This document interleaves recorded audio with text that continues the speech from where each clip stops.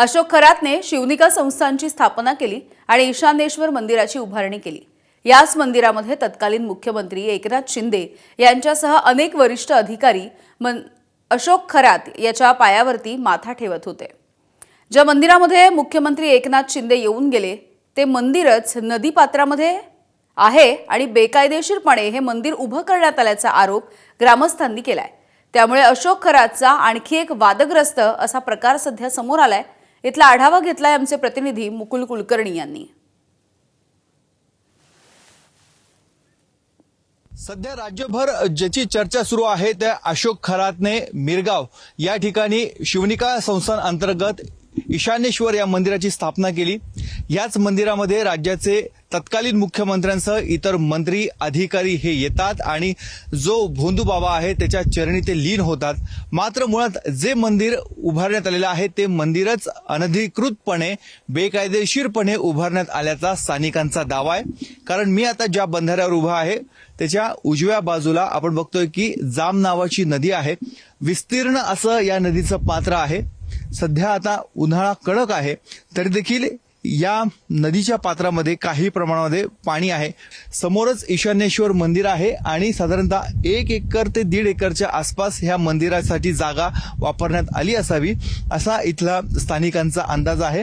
मात्र हे मंदिर उभारण्यात आलं, इथे भक्त येतात, परंतु मंदिर ज्या पद्धतीने उभारलं तेच बेकायदेशीर असल्याचं स्थानिकांचं म्हणणं आहे। हे सगळं आपल्या ग्रामपंचायतच्या आधीमध्ये आलेलं आहे, अतिक्रमणात आलेलं आहे थोडक्यात। पण तिने ते बेकायदेशीर मंदिर बांधलेलं इथं आणि त्यांचा स्वतःचा अधिकार म्हणजे हक्क गाजवतात त्याच्यावर। आमच्या गावातील एकाही व्यक्तीचा त्याच्यामध्ये कुठलाही संपर्कात नाही, कुठले संपर्कातच नाही बा।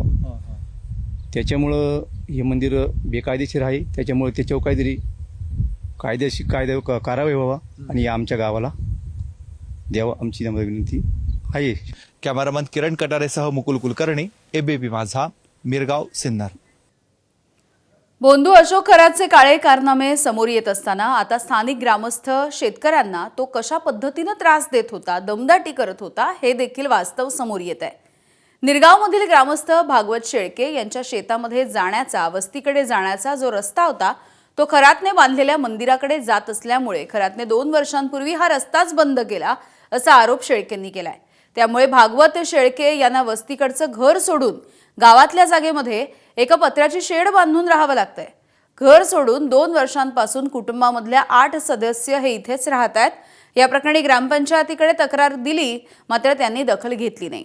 इतर वरिष्ठ अधिकारी देखील खरातच्या दमदाटीमुळे दाद देणार नाहीत अशी भावना झाल्यामुळे त्यांनी इतरांकडे तक्रार करण्याचं धाडसही केलं नाही।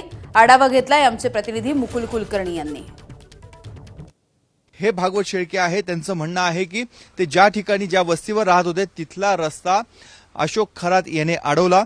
2 वर्षापासून त्या रस्त्यापासून त्यांना प्रवास करू दिला जात नव्हता। त्यामुळे पूर्वी ते ज्या ठिकाणी राहत होते त्या ठिकाणी जे घर त्यांचं होतं ते घर पाडून एक शेड उभारण्यात आलेली आहे आणि ह्या शेडमध्येच आता गेल्या 2 वर्षापासून ते इथेच वास्तव्य करतायत। एवढी जबरदस्ती, एवढी दमदाटी कोण करू शकतं आणि का असं होतंय? काय याच्यापूर्वी त्यांनी आम्हाला कोणत्याही प्रकारचा त्रास दिला नाही। मंदिर झाल्यानंतर आम्ही त्या रस्त्याने जाऊन येऊन करत होतो। मंदिर झाल्यानंतर बरेच दिवस म्हणजे 10-15 वर्ष त्यांनी जाऊ दिला। त्यांनी आत्ता 2 वर्षापूर्वी आमचा रस्ता बंद केला। त्याच्यापूर्वी त्यांनी आम्हाला कधी अडचण आणि आम्ही जात येत होतो। मग त्याच्या आता हा रस्ता बंद केल्यामुळे आम्हाला शेतीवर जायला रस्ताच नाही राहिला। आता आमचा मगाशी एक भाऊबंद आला, त्याची 2-3 आमच्या भाऊबंदाची शेत्या खाट्या पडलेल्या आहेत तिथे। आता आम्ही गावात आल्यामुळे आमची शेती कमी पडली करायची। शेती कुठे तुमची? तिथं मंदिराच्या पलीकडून जाम नदीच्या उत्तर बाजूला आहे, मंदिराच्या ईशानेश्वरच्या उत्तर बाजूला शेती आमची। आणि पहिले तो जाऊन येऊन देत होता आणि आता त्याने तो 2 वर्षापूर्वी रस्ता बंद करून टाकला। पण मग तुम्ही तिथे घर बांधले? हा, घर पूर्वी आमचं घर तिथे घर आम्ही जवळजवळ 2000 मला वाटतं 2015, 16, 12 का 13 मध्ये घर बांधलेलं आहे। घर बांधले तोपर्यंत आम्ही त्या रस्त्याने जाऊन येऊन पूर्वीचा आमचा वाडवडलाचा वयवटीचा रस्ता होता तो। आणि यांनी ही जमीन घेतल्यानंतर त्याने तो रस्ता आम्हाला जाऊ दिला काही दिवस गेल्यानंतर बंद करून टाकला। काय कारण सांगितलं बंद करण्याचं? बंद करण्याचं काही कारण आम्हाला काही सांगितलंच नाही। तो म्हणे मी जमीन घेतली आणि माझ्या वैयक्तिक कारणामुळे तुमचा रस्ता मी बंद करतो असं। पण मग तुम्ही या संदर्भात जिल्हाधिकारी कार्यालय किंवा कोणाकडे तक्रार नव्हती केली? तक्रार नाही केली. तक्रार करून काय करता, आम्हाला तक्रार करून त्याचे जर तिथं तक्रार ऐकून घ्यायला आमचं कोणी नाही, तर मग त्याच्या वर हात असल्यामुळे आम्ही ते दहशतीखाली राहिल्यामुळे तक्रारच नाही केली आम्ही. पडद्याच्या घरामध्ये राहण्याची वेळ आलेली आहे. या संदर्भात त्यांनी तक्रार करण्याची हिंमत देखील केली नाही, कारण आपली तक्रार ऐकून कोण घेणार याचे वरिष्ठ अधिकाऱ्यांसोबत संबंध आहे, ही भीती यांच्या मनामध्ये होती. ग्रामपंचायतीकडे तक्रार केल्याचं त्यांचं म्हणणं आहे, मात्र ग्रामपंचायतीने कुठलीही दाद दिली नाही, हे देखील शेळके कुटुंबियांकडनं समजतं आहे. कॅमेरामन किरण कटारेसह मुकुल कुलकर्णी, एबीपी माझा, मिरगाव, सिन्नर. तर खरातनं या कुटुंबाचा रस्ता बंद केलाय आणि तिथे लोखंडी जाळी लावली आहे. त्यामुळे भागवत शेळके हे एकीकडे तर त्यांचा भाऊ जाळीच्या दुसऱ्या बाजूला राहतोय. बघूयात आमचे मुकुल कुलकर्णी यांनी आढावा घेतलाय.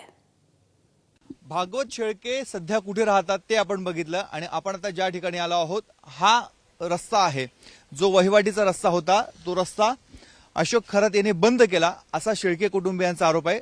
याच्याच पुढच्या बाजूला ईशानेश्वर मंदिर आहे आणि शेळके कुटुंबियांचं म्हणणं आहे की याच रस्त्याहून त्यांची ये जाय चालू होती. आता परिस्थिती अशी निर्माण झालेली आहे, ही जाळी टाकलेली आहे. भागवत शेळके एका बाजूला आहे आणि त्यांचे बंधू हे दुसऱ्या बाजूला आहे. या दोन्ही भावांच्या मध्ये ही जाळी आहे. सर्जेराव शेळके आपल्यासोबत आहेत. काय नेमकं झालं? आता तुम्ही दोघं भाऊ, एक जायचे ह्या बाजूला, एक जायचे त्या बाजूला, काय झालं? आमचा गट नंबर 316 आहे. हा जो गट नंबर आहे 317 आहे, आणि हे जे कॅमेरामॅन उभे आहेत हा गट नंबर 318 आहे. ही तिघांची बाउंड्री आहे आणि आमचा हा परंपरागत रस्ता होता जाण्याचा येण्याचा. आम्ही त्यांच्याकडे व अतिरिक्त रस्त्याची कुठल्या पद्धतीची मागणी केलेली नाही आणि करणार पण नाही. फक्त जो परंपरा वहिवाटाचा जो रस्ता आहे त्या रस्त्याने आम्हाला जाऊ द्या, येऊ द्या, एवढाच आमचा विषय आहे. पण मग रस्ता बंद करताना काय म्हणत होतं? तुमची काय चर्चा झाली होती? चर्चा म्हणजे मी त्या दिवशी इथं नव्हतो. त्यावेळेस ज्या पाठीमागच्या वेळेस आहे ना, त्यांचे दुसरे कोणीतरी त्यांच्या कमिटीवरती होते. त्यांनी सांगितलं आमचं सरकारी काम चालू आहे, हे जे बंदिस्त कुंपण आहे हे सरकारी, तुम्ही जर याला अडथळा केला तुम्ही 12च्या भावात जाशाल. शेवटी सर आपल्याला कोणी वाली नाही, आम्ही गप्प राहून घेतला आणि आजपर्यंतही गप्पच आहे. चाकण करे ना, हे तार कंपाऊंड केलं, नदीला पाणी आलं, तो बंधारा भरला. मग आम्ही इथं कार्यक्रम होता, मग आम्ही त्यांना बोलवलं. म्हणलं कोणाला बोलवलं? रुपाली चाकण करला, इथं होती ना मंदिरात ये. मग आम्ही म्हणलं अहो मॅडम, आम्ही दोघी जणी आलो, मॅडम आम्हाला आहे ना फक्त इथं गेट खोलून फक्त आम्हाला पायी यायला रस्ता राहू द्या, आम्ही पाण्यातून येऊ पण रस्ता राहू द्या. त्या म्हणे मी सरांना सांगते आणि गेट खोलायला लावते, चावी घेते सरांकडून. त्या तिकडे एक गेट करेल आहे ना पार तिकडं. तर म्हणलं तिडून काय ना आम्ही पाण्यातून येऊ आणि हे करू, येऊ म्हणलं फक्त येऊ, जाऊ पोरांना घेऊन जाऊ, दुधाच्या किटल्या घेऊन जाऊ म्हणे. हा मग ते म्हणे सरांकडून चावी घेऊ. सरांकडून काही चावी घेतली नाही त्याने, परत त्या आल्या बी नाही. परिस्थिती अशी आहे, मोठा भाऊ जाळीच्या ह्या बाजूला आहे आणि उर्वरित त्यांचं कुटुंब जाळीच्या त्या बाजूला आहे. आणि याला सर्वस्वी जर कोणी जबाबदार असेल तर तो अशोक खरात असल्याचं शेळके कुटुंबियांचं म्हणणं आहे. त्यामुळे आता प्रशासन नेमकं याची काय दखल घेते हे बघणं तेवढंच महत्वाचं आहे. कॅमेरामन किरण कटारेसह मुकुल कुलकर्णी, एबीपी माझा, मिरगाव, सिन्नर. एबीपी माझा, उघडा डोळे बघा नीट.